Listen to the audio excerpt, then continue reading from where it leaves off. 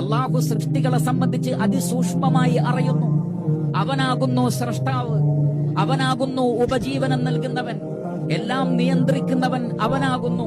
അവൻ ഏത് കാര്യം ചെയ്യുന്നതും യുക്തിയുടെ അടിസ്ഥാനത്തിലാണ് എന്ന് തിരിച്ചറിഞ്ഞാൽ ജീവിതത്തിലെ മുഴുവൻ പരീക്ഷണങ്ങളെയും സന്തോഷത്തോടുകൂടി ക്ഷമയോടുകൂടി നേരിടാൻ ആ വ്യക്തിക്ക് സാധിക്കുന്നതാണ്.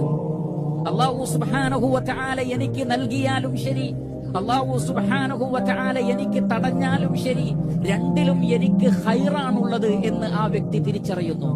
സൂറത്തു ശൂറയിൽ ഈ മഹത്തായ ആശയം അല്ലാഹു നമ്മെ പഠിപ്പിക്കുന്നുണ്ട്. അല്ലാഹു സുബ്ഹാനഹു വ തആല പറയുന്നു, അല്ലാഹു ലതീഫുൻ ബിഇബാദി. അല്ലാഹു സുബ്ഹാനഹു വ തആല അവന്റെ അടിമകളോട് ദയാവായ്പുള്ളവനും കനിവുള്ളവനും അവരുടെ കാര്യം കൃത്യമായി സൂക്ഷ്മമായി അറിയുന്നവനുമാകുന്നു.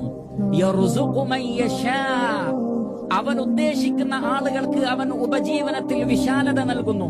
വഹുവൽ ഖവിയ്യുൽ അസീസ്, അവൻ ശക്തിമാനും പ്രതാപിയുമാകുന്നു.